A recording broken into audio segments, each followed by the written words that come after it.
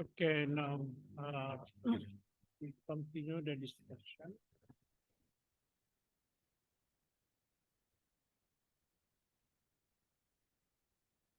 Exchange student experience. What the challenges of intercultural communication competence during exchange.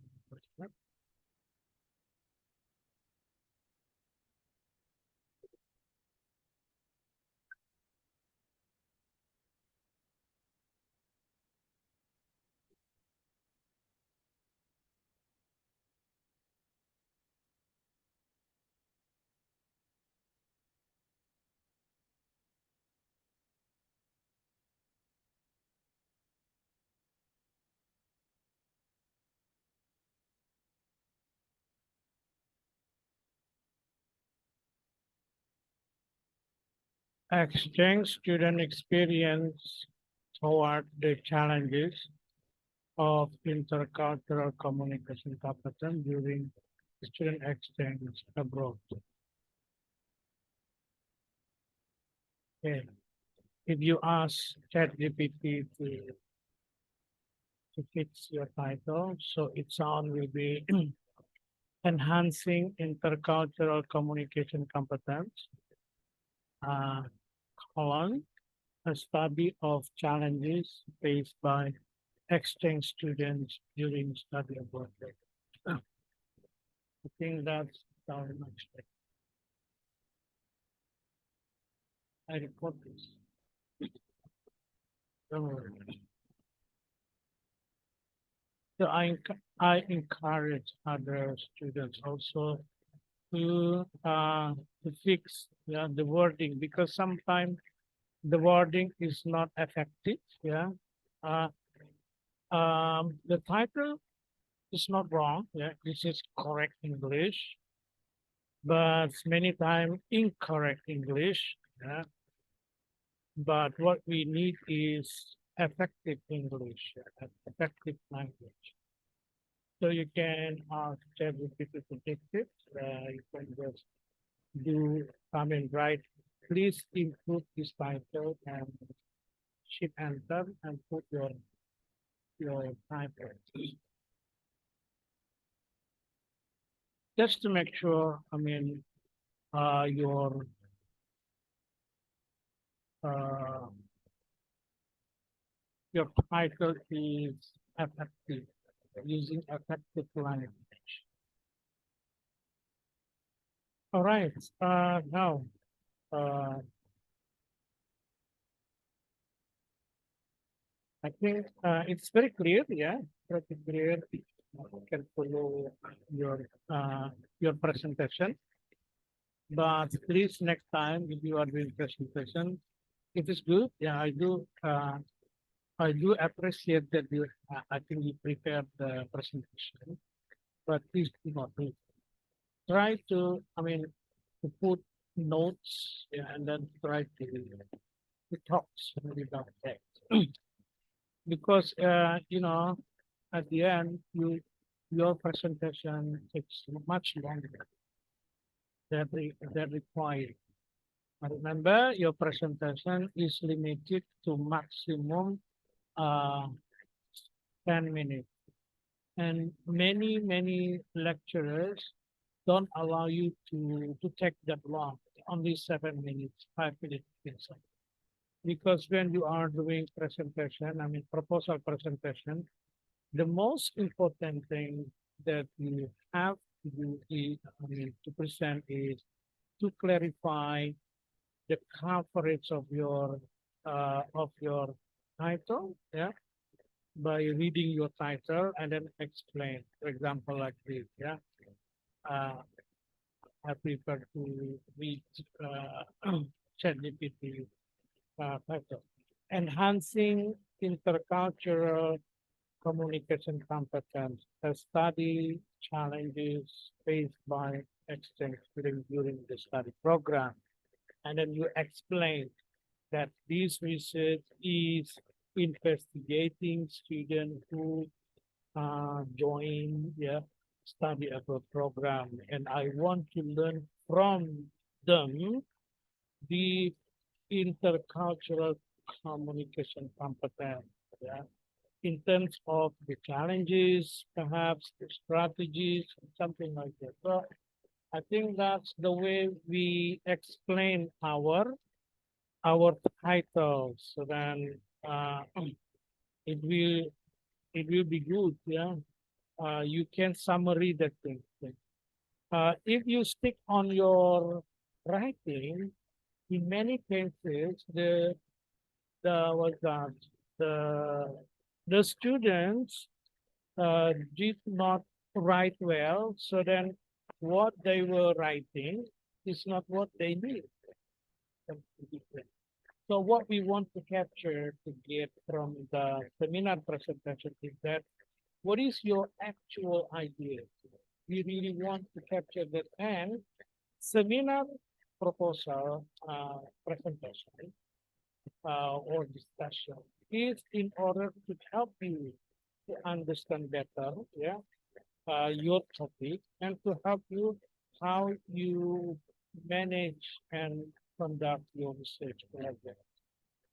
Not to examine you. It is very different from scriptsy examination. So scriptsy examination is, in most cases, to check whether you are the person who are doing it, yeah, how you did it, yeah, and and also I mean, whether you understand or not about your building. Okay, now do not talk too much in terms of theories, yeah. In your literature review, um, you you are required to use references in your introduction, uh, particularly to refer the main or the keywords, the key ideas of your research. For example, in this case is was that international communication, intercultural or international. Nah, ini salah kamu nih, ini international. Ya, di sini ada international communication competence, intercultural ya, intercultural competence. Nah, uh, what you can do in your introduction to use reference is, if you want to define quick definition, not really to define actually, to that to give the uh, quick information or quick definition, because every single definition, the key definition in our research, we must refer to someone. Karena tidak mungkin dong kita tiba-tiba pandai, tiba-tiba hebat. Pasti kita belajar dari seseorang. Nah, belajar dari seseorang itulah caranya acknowledge the person. Jadi dalam introduction itu memang wajib ada referensi. Karena akademik, proposal itu adalah academic work, ya. Dan academic work you have to be honest, ya. Tidak boleh cheat, kan gitu. Kalau kita ngambil ide orang tapi kita tidak menyebutnya, itu namanya cheating. Kalau dalam istilah lebih luas lagi itu namanya plagiat.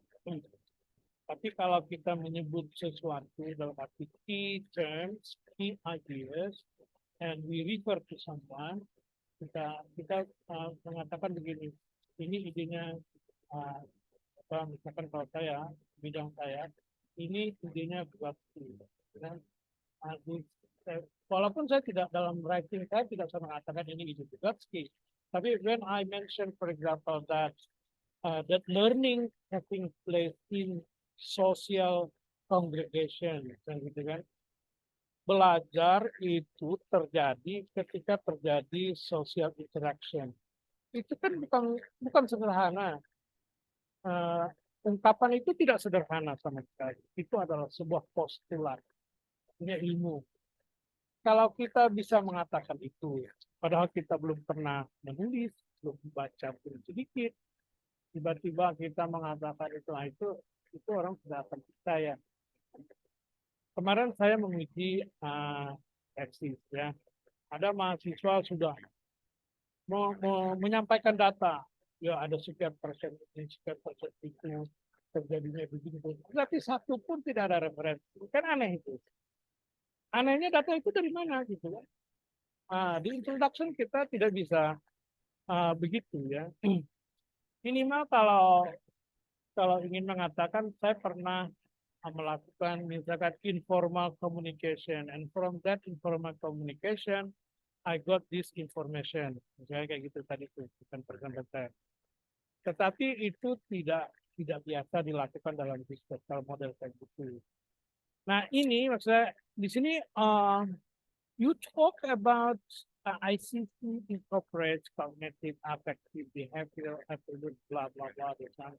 I think this one too serious discussion in introduction. Mungkin I don't know what are you trying to say in this part. Sebenarnya mau ngomong apa?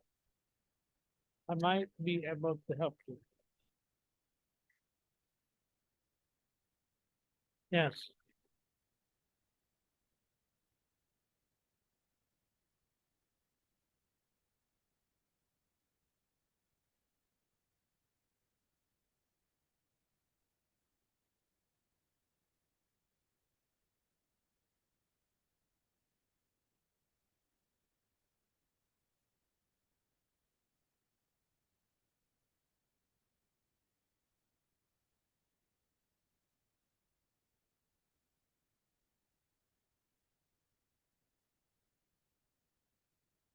Cultural is connected to communication is related to specific culture, gitu kan?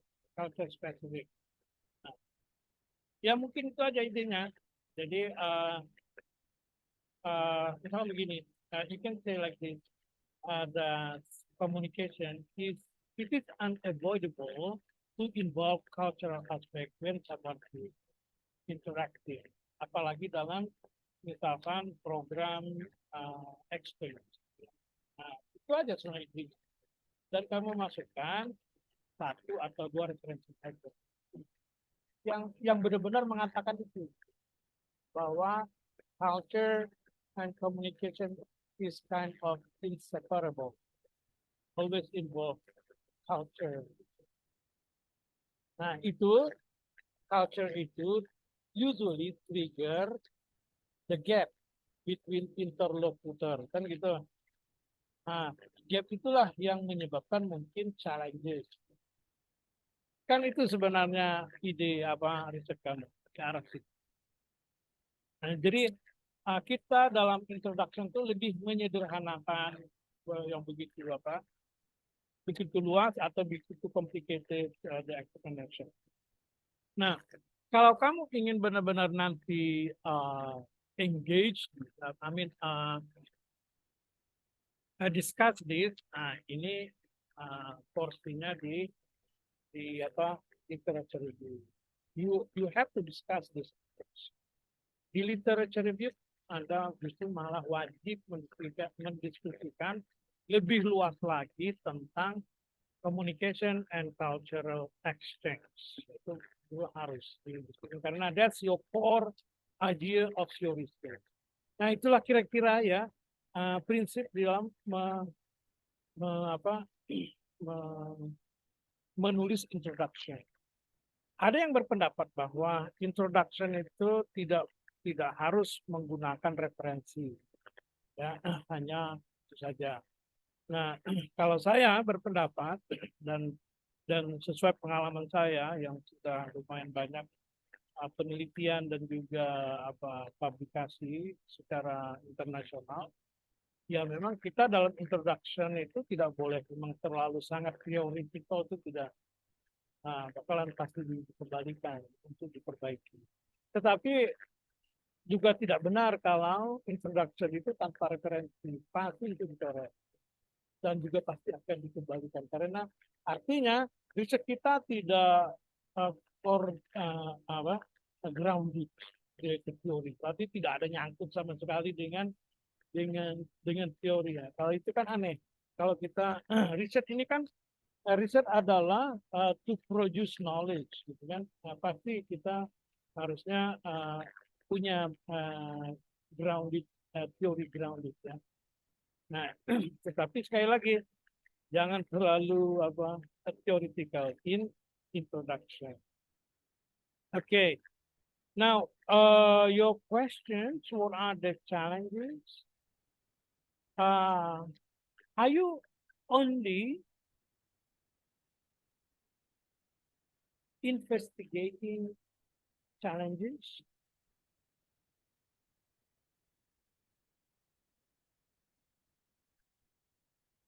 Now, what do you mean by the strategies? Can you give a little example that might happen?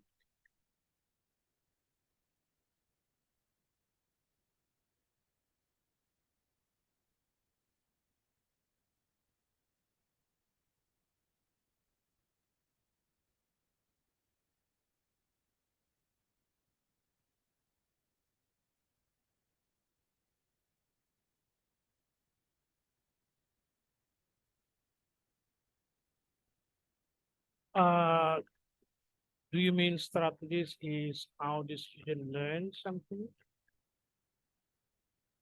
Okay, because I think at first I understood your topic is actually concerned more on learning strategies, yeah? That the student will take or take when they are in exchange program. Yeah? We want to know how they are struggling uh, in overcoming the gap, yeah, the challenges that you mean here. Now, what we mean here, struggling, overcoming, is actually learning strategies. So what do you mean?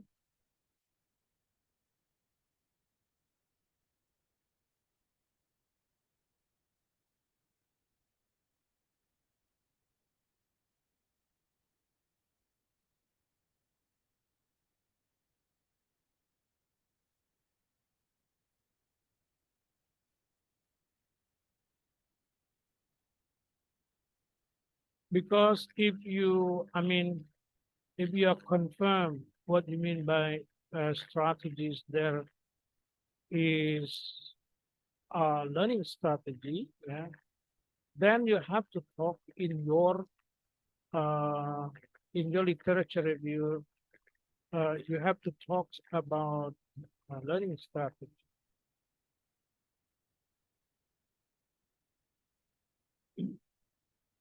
Can you give me one example of the strategy once again, yeah, that the student take if they want to, let's say, what's the problem? Here we mentioned body language, slang, idiom, conversational patterns. That are they all the example of challenges? Uh, okay, now uh, let's say conversational patterns. What strategy do they take to overcome conversational patterns? Just example on top of your head.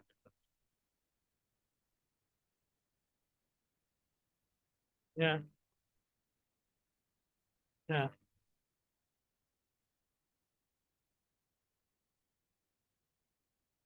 Do you solve?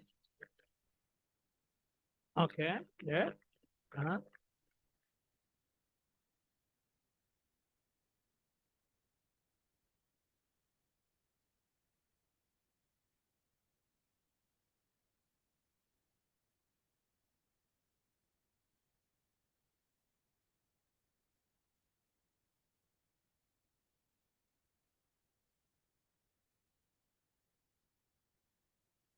Asking for clarification.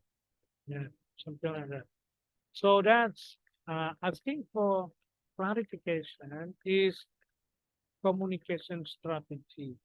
Kalau dalam bahasa apa SLA, second language acquisition, uh,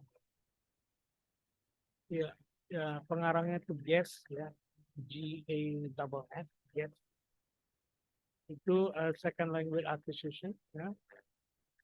Itu salah satunya berbicara tentang communication strategies. One of the communication strategies is uh, asking for clarification. Now, what I mean here is that the way how you develop your literature review is actually you have to think about your question, what you mean by this, yeah. You might use unique words, yeah, like here, like strategies, challenges, things like that. But the word challenges and strategies could mean other things, yeah, like strategies. You mean actually is conversational strategy, misalkan seperti itu. Atau strategies you mean here is that learning strategies. When you talk about learning strategies, it will be different from conversational strategies. Kalau learning strategies misalkan ya, cognitive strategies. Nah, kalau cognitive strategies itu salah satu tekniknya adalah misalkan menulis vocabulary yang dia temukan slang, kamu bilang tadi itu slang idiom. Waktu ngomong tuh sering ketemu dengan kata-kata slang, idioms, maka dia akan menulis itu di sebuah blog note dia atau diary dia. Kemudian dia tulis, dicari apa? Dia cari definisinya, kemudian dicari contoh-contohnya di buku gitu. Jadi dia belajar. Nah, itu namanya cognitive strategy. Nah, strategis, learning strategies itu banyak macamnya. Gitu. Nah, what I'm saying is that you have to link between research question and your literature review coverage. Jangan sampai research questionnya kemana, nanti teorinya kemana gitu. Jadi your literature review is not helping you understand better your research question. In other words, your literature review is not inherent with your title. Nah, gitu. Dan itu sangat banyak kasusnya ya. Kalau mahasiswa menurut saya itu kelemahannya di situ. Dia misalkan begini, apa ya, teaching reading using atau kemarin lah, yaitu kemarin saya menguji skripsi, judulnya itu Student Perceptions of Google Meet, gitu kan. Kemudian yang dijelaskan justru adalah misalkan sejarah Google Meet, gitu kan. Itu fiturnya apa. Ya, itu kan sebenarnya kita tidak meneliti itu. Kita meneliti itu adalah the student opinion. Nah, student opinion, student perception yang harus dibahas sebenarnya adalah perception. Perception itu apa? Apa hubungannya dengan learning? Nah, kenapa sih kita harus tahu persepsi seseorang terhadap uh, barang tertentu gitu ya? Atau misalkan persepsi seseorang terhadap teknologi tertentu. Karena ada hubungannya kan antara persepsi dengan apakah pekerjaan itu akan menjadi lebih mudah atau justru sebaliknya. Nah, itu yang harus dibahas, bukan Google Meet-nya. Karena Google Meet itu bisa diganti dengan apa saja kan sebenarnya. The core ideas is really usually in most cases in research refer back to your research question. So therefore, you have to understand clearly what you mean by wording that you use in your research question. Okay, now the other things, I think narrative inquiry, you don't need to to put in terminology because narrative inquiry in your research and in your research is research method. You have one chapter, you know, to discuss that one. So terminology is really um, is quick reference of uh, very often terminology used in your writing, in your scriptsy, yeah. So then the definition needed, yeah, to help the writer, I mean the reader, understand better your writing. Intercultural communication competence is generally defined as knowledge, motivation, and skill to interact effectively with a number of cross culture. Okay, bolehlah, Isma, words, yes. Nah, kecuali naratif ini dibuang, kalau mau diganti yang lain boleh, misalkan apa yang lebih lebih dibutuhkan, diperlukan ya. Misalkan strategis, ini diperlukan ini, challenges.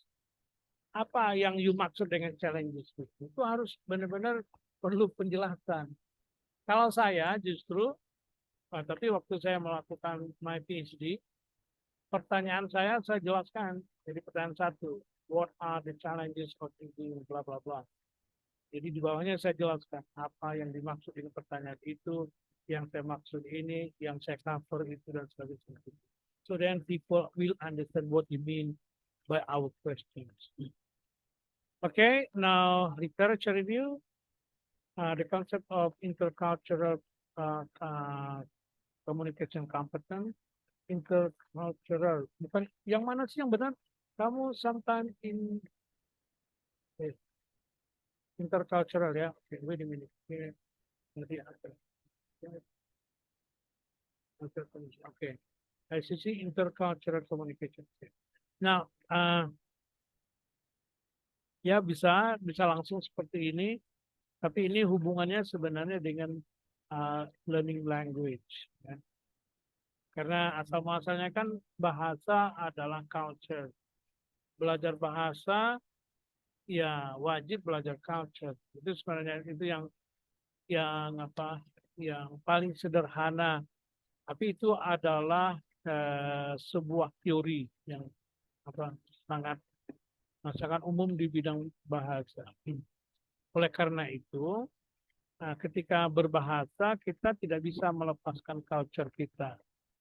Bahkan munculnya bahasa sebenarnya salah satunya adalah karena culture. Oke, verbal, non verbal. Saya kira oke lah niat, kecuali yang tadi itu saya maksudnya ya terserah Anda mau mengcover yang mana lagi, tapi yang jelas harus relevan dengan research question. Research question kamu itu adalah strategis dengan challenges ya. Nah, apakah itu hubungannya dengan tadi conversational strategies atau learning strategy? Sorry, kenapa? What communication? I don't know. I mean, it's really depend how you really want to do it. Yeah. I think can be either, or even can be both. Yang jelas Anda harus mengklarifikasinya ya, dan klarifikasi itu akan jauh lebih efektif dengan membahasnya di literature review. Nah, bisa saja misalkan learning strategies itu dihubungkan dengan conversational strategies atau communication strategies. Tapi harus dibaca lu bukunya baru benar-benar bisa dihubungkan.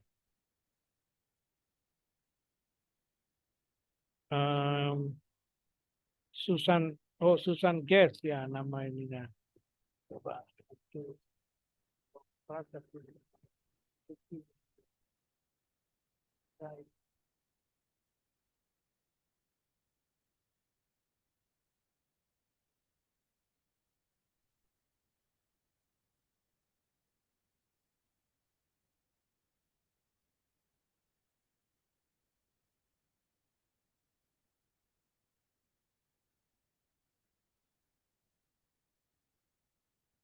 Ya. It's quite some time ya bukunya tahun 2005 kalau tidak salah. But it's very good. Yeah, I think it's very it could be helpful if you read that book. Okay, we go on ke metodologi. Metodologinya adalah naratif tadi ya. Uh, Design, narrative inquiry, that records the experience in the group, revealing the experience, particular perspective of that individual. Yeah. Now, because you are doing narrative inquiry, you must talk about emic perspective. Ya. Dalam dalam apa riset itu ada istilah tersebut. Emic, ada satunya lagi lupa saya.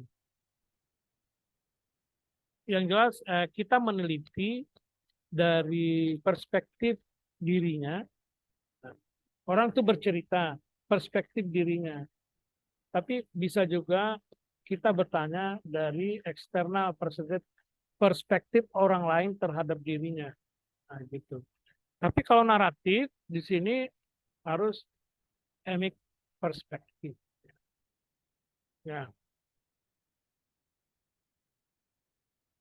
itu ada ilmunya. Ya, Anda harus baca itu. Dan nanti ketika you bilang di sini narrative inquiry, ya kan, that records the experiences of an individual or small group, revealing the life experience or particular perspective that individual, usually primarily through interview, which is then recorded and ordered into a chronological narrative.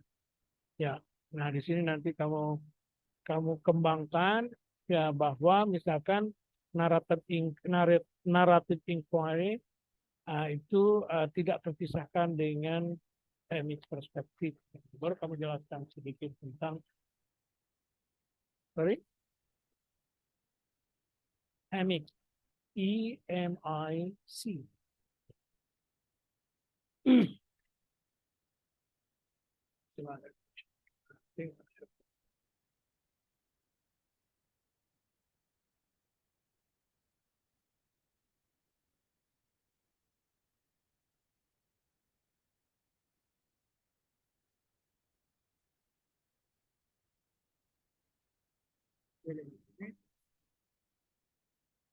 I used to read that.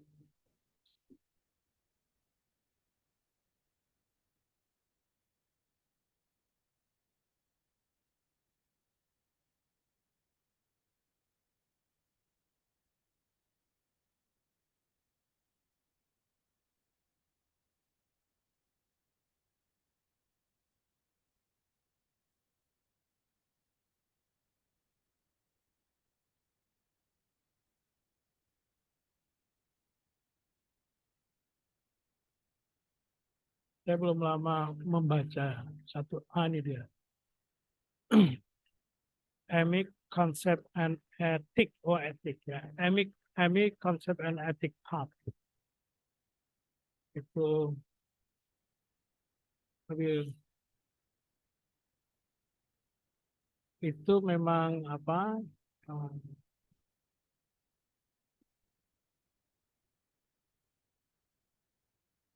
Memang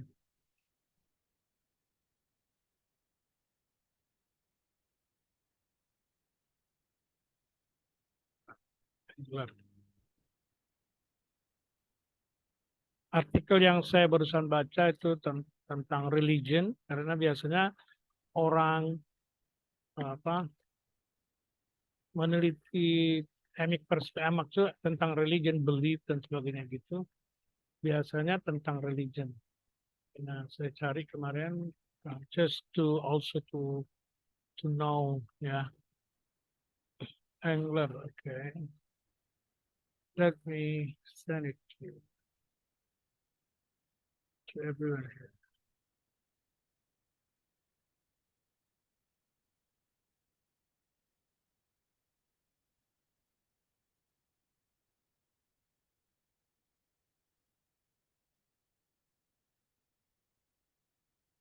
Oke, saya kirim di grup ya. Nah, maksud saya itu cukup baca satu artikel sajalah ya. Yang jelas dari satu artikel itu I believe that we can understand the basic concept of emic and ethic dan seperti itu. Oke, student action program, alright, smart activities, ya saya kira oke. Tadi metodologinya mana dia?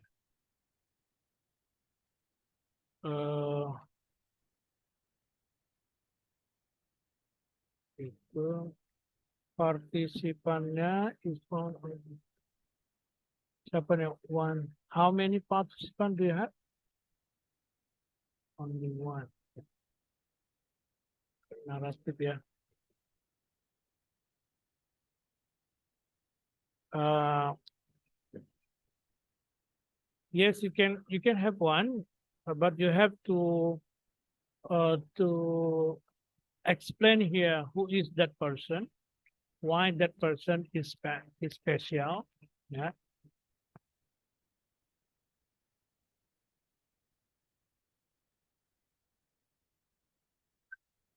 Numerous research. Maksudnya, he has shown that he is competent in academic and non-academic, as include below numerous research project.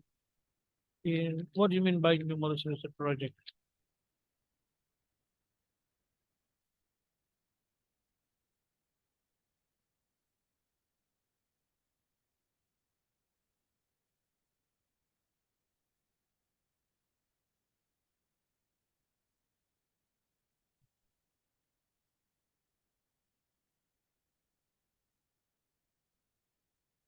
Mungkin kata numerous itu yang kurang ini pas ya.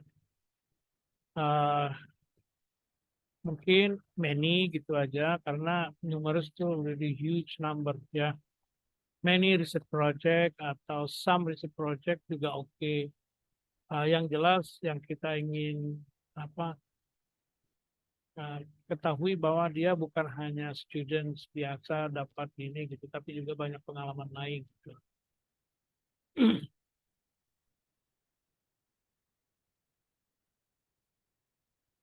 Dalam riset kita tidak boleh terlalu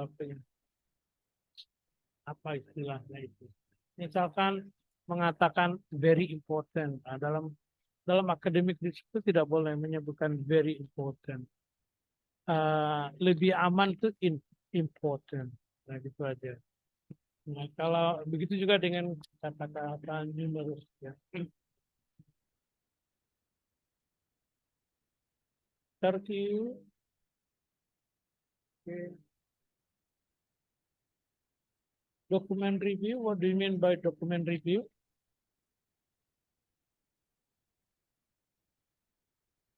Yeah, what do you mean? What document do you mean? Reflective notes. Reflective. What do you mean by reflective notes?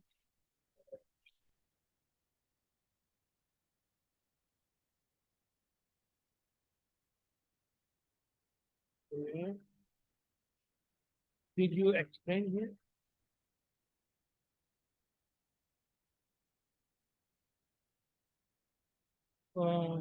This approach is blah, blah, blah. They document review tools of data collection, interview guideline, document review guideline. Mana dia?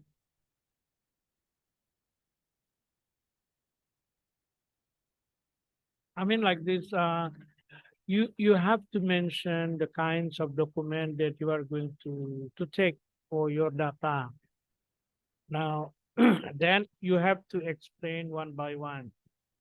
Misalkan tadi itu apa reflective notes, reflection note ya, reflection note itu tuh dokumen apa?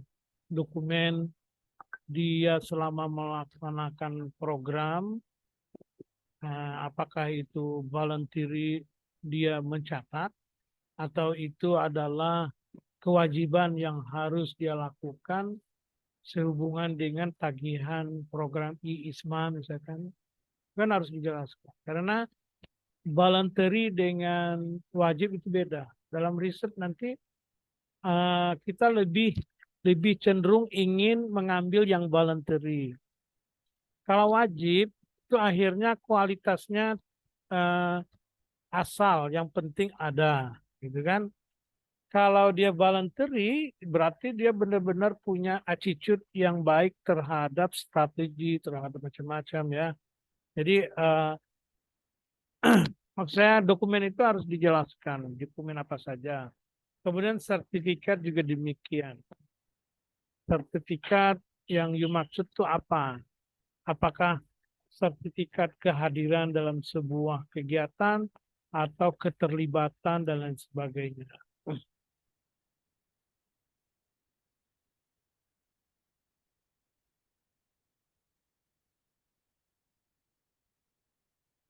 Oh, berarti hanya satu sertifikat.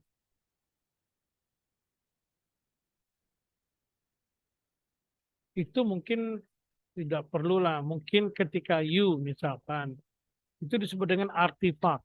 Kalau dalam riset, artifak itu adalah uh, benda lain gitu ya.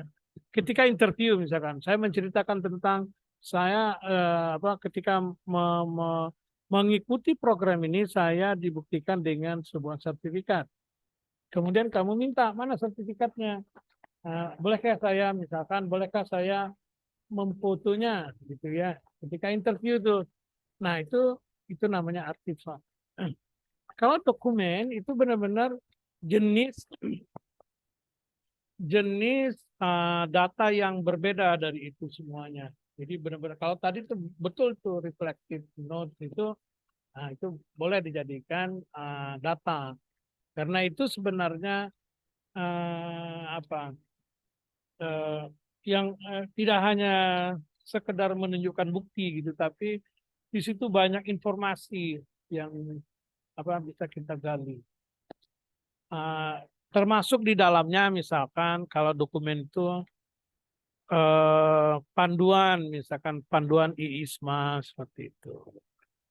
Kemudian kalau seandainya di host institution itu ada aturan-aturan yang harus diikuti oleh peserta IISMA, misalkan seperti itu. Nah, itu yang namanya dokumen, ya. Benar-benar ada dokumen lain gitu yang yang memiliki banyak informasi sehubungan dengan berbagai kegiatan yang mereka lakukan dalam program ini. Oke, berarti interview dan document review. Data analysis, analyzing the result of interview, ya. Kemudian analyzing the result of document. Kalau menurut saya, karena sama-sama kualitatif, jadi cukup satu saja.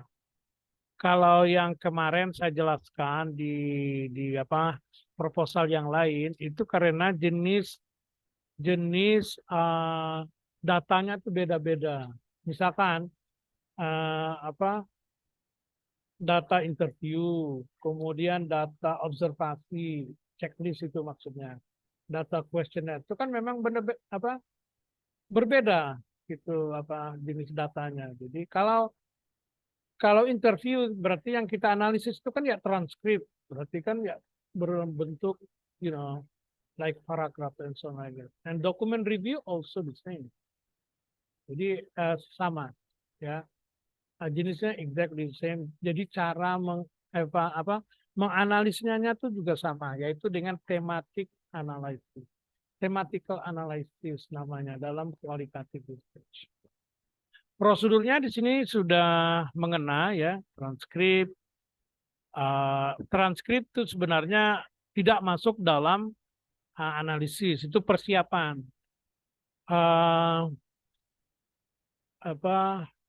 Yang sudah masuk tuh meaning condensation, meaning categorization, itu disebut dengan coding biasanya. apalagi ini structuring naratif to describe, ya itu kita sudah mengelola alur ceritanya, interpreting the interview data. Nah, ini kembali ke atas lagi nih. Maksudnya interpreting apa? Ya, what do you mean by interpreting? Karena analisis kan semuanya interpreting.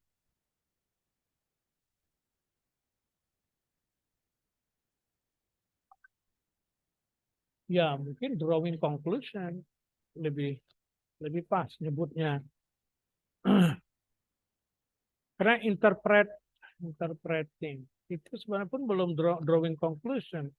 Mungkin ada kode-kode tertentu atau quotation. Nanti itu kan bentuknya quotation gitu dari banyak data, dari banyak hasil interview dan juga ini apa dokumen ya. Ini kan tematikal, maksudnya itu kan sebenarnya kalau analisis data kualitatif itu yang pertama sekali menyiapkan dulu. Kalau dibagi dua lah ya, uh, data preparation dan data interpretation. Kalau data preparation berarti kita menyiapkan supaya data ini jangan jangan apa ya masih berantakan gitu. Nah, misalkan kemarin saya barusan interview uh, mahasiswa PhD di Melbourne Uni yang itu adalah alumni kita. Dia sedang apa kuliah S3. Nah, jadi saya interview kemarin 1 jam lebih ya melalui Zoom. Nah, itu kan Zoom itu kan langsung ngasih transkrip. Nah, Zoom itu kan maksud transkrip itu kan namanya kalau dalam istilah riset namanya verbatim. Verbatim. Verbatim data itu artinya benar-benar data apa adanya. Dia dia misalkan itu pun kita masukkan.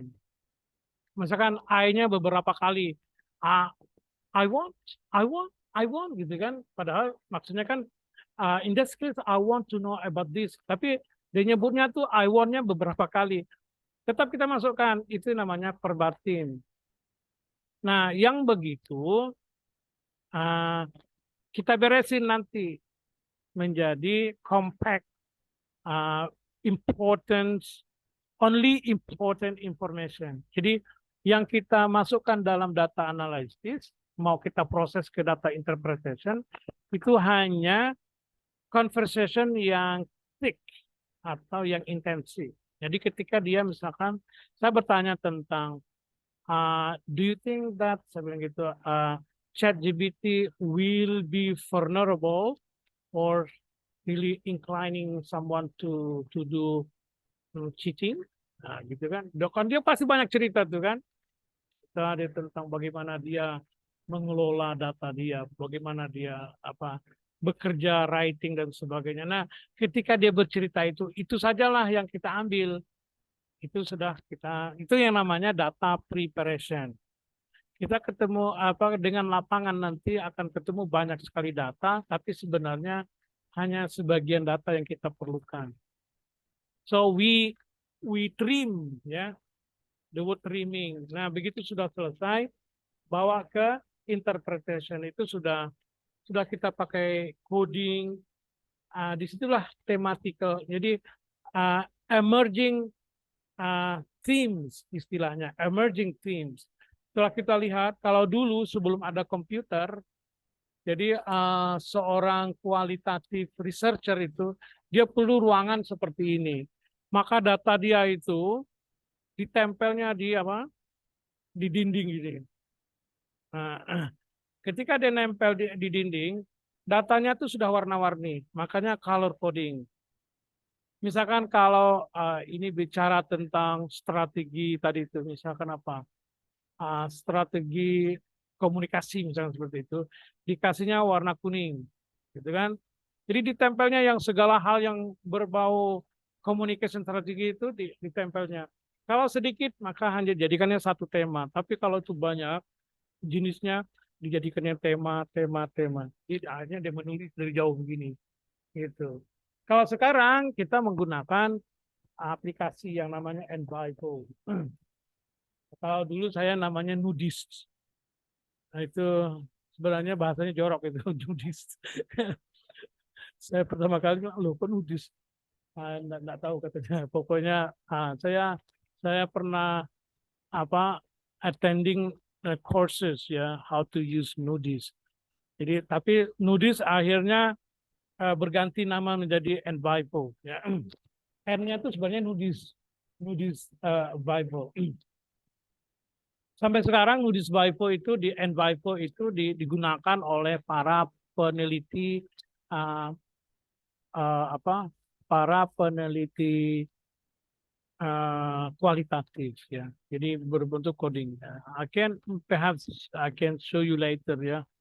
Seperti apa hasil coding itu semuanya. Memang jauh lebih gampang. Kita bisa drive. Kalau sekarang aplikasinya jauh lebih advance ya, lebih mudah. Jadi kita menganukan itu semuanya. Sorry? Ya, nanti Nudis ya. Envivo.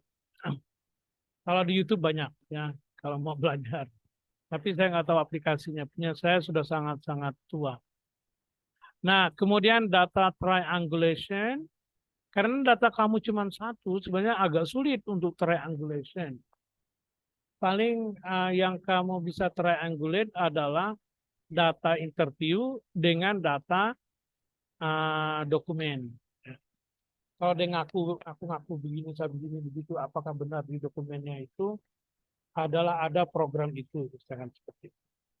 Tapi sebenarnya yang apa ya triangulation itu ya pakai data lain sebenarnya. Data jenis lain, misalkan kalau interview ada juga data survei. Tapi survei dengan interview itu kurang lebih sama karena survei juga itu emic perspektif kan. Itu kan dia yang ngomong. Kita maunya tuh ada apa outsider, jangan cuma insider. Jadi outsider yang melihat. Misalkan saya mengatakan begini, pada di hari Jumat pada jam 9 saya ada di ruang 15. Itu saya ngomong. Kalau saya cuma ngomong gitu, nah riset itu tidak kuat. Maka kita perlu triangulation. Triangulation itu siapa? Oh misalkan ada Pak Dekan lewat. Pak Dekan bilang, di hari Jumat tanggal sekian saya lihat Pak Urai Salam duduk di pojok di ruang 15. Nah, itu kan jadi statement saya di triangulate oleh Pak Dekan. Itu bakalan semakin stronger. The claim nanti researcher mengatakan bahwa Pak Urai Salam pernah berada di sini gitu ya pada tanggal dan jam sekian. Klaim kita itu strong karena ada dua jenis data yang menjelaskan itu. Itu yang namanya triangulation. Kalau triangulation itu semuanya dari saya saja, misalkan, uh, itu tidak kuat. Walaupun dalam riset itu dibolehkan. Ya. Kita, maksud saya, kita me, me, mengklaim dengan emic perspektif. Makanya you harus baca tadi artikel itu. Jadi kalau kualitatif riset itu maksudnya ya. Kenapa kita perlu triangulation? So it's actually to strengthen the claims made by the researcher. Tapi saya mau lihat aja nanti triangulate kamu modelnya kayak apa. Bisa saja mungkin paling sederhana ya benar-benar dua data ini digandengkan gitu. Data interview dan data dokumen itu ada gitu. Bukti-bukti bahwa ada kegiatan itu tuh ada buktinya gitulah kira-kira. Bisa foto, bisa program, bisa tadi yang you bilang reflection node itu. Nah, reflection node itu kalau bisa harus ada tanggalnya. Kalau misalkan kalau kamu belum lihat notes-nya itu tidak ada tanggal dan tempat dia menulis, itu minta tolong diingat-ingat gitu. Ingat-ingat ini tanggal berapa kira-kira di mana gitu.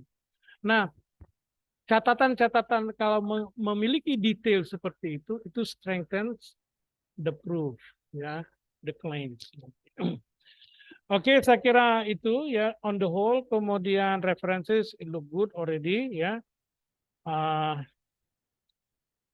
dengan menggunakan apa aplikasi perhaps ya. Tapi di sini kurang ininya, kurang DOI-nya because you don't use DOI. Tidak sama sekali sulit nih. Sementara APA APA itu mulai dari APA 6, 5 bahkan APA 5 itu sudah wajib menggunakan DOI referensinya. Kalau Anda pakai Mendeley atau Zotero atau EndNote itu otomatis. Pasti masuk ke situ. Baik, saya kira itu. Do you have a question? Any question?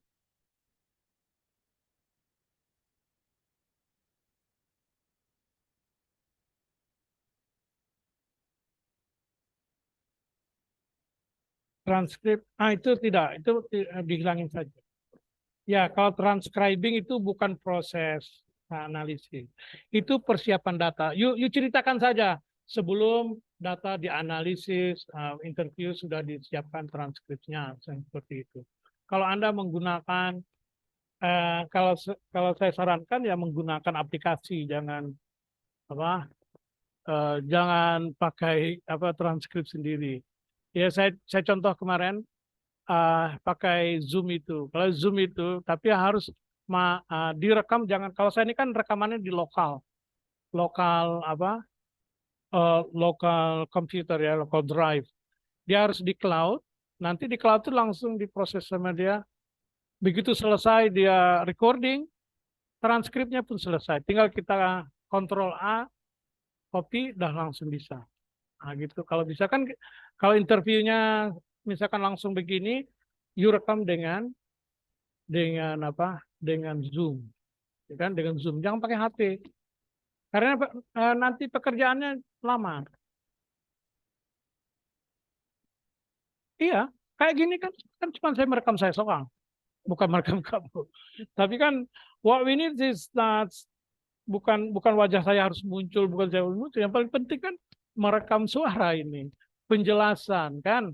Nah, tapi maksud saya kalau pakai Zoom itu bisa langsung. Nah, saya tidak tahu apakah itu harus premium. Is it? Do you know anybody? Kalau kita cuma satu orang pengguna atau dua orang pengguna kan eh, yang biasa, yang gratis pun bisa. Jadi saya belum coba yang ini karena kemarin tuh karena mahasiswa tersebut mengirim akun beliau gitu ya kan akun mahasiswa tersebut ke saya. Saya tidak tahu itu premium atau ada. Alright, I think that's all. Ya, cukup. Ya, correct. Yes, correct. Ya. Satu aja itu karena jenisnya sama persis datanya itu kualitatif berbentuk dokumen kata.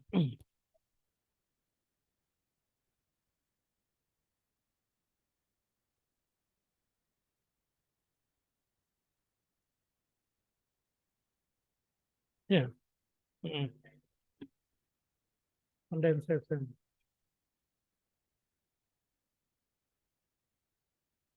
Karena condensation itu kan sebenarnya itu tadi yang maksud condensation yang saya maksud tadi.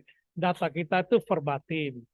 Tapi yang kita analisis itu bukan semuanya yang dia batuk pun kita analisis. Enggak. Nah, karena penelitian kita bukan tentang batuk. Jadi hanya benar-benar ini itu namanya condensation. Benar-benar apa ya? Pembicaraan yang mengandung makna gitulah kira-kira. Itu yang kita ambil.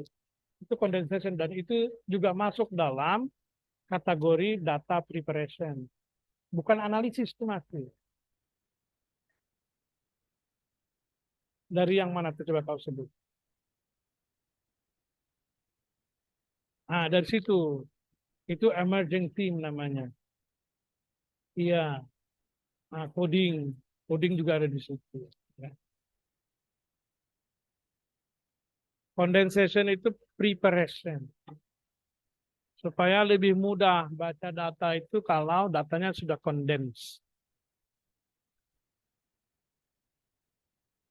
Oke, okay? Dan? Alright.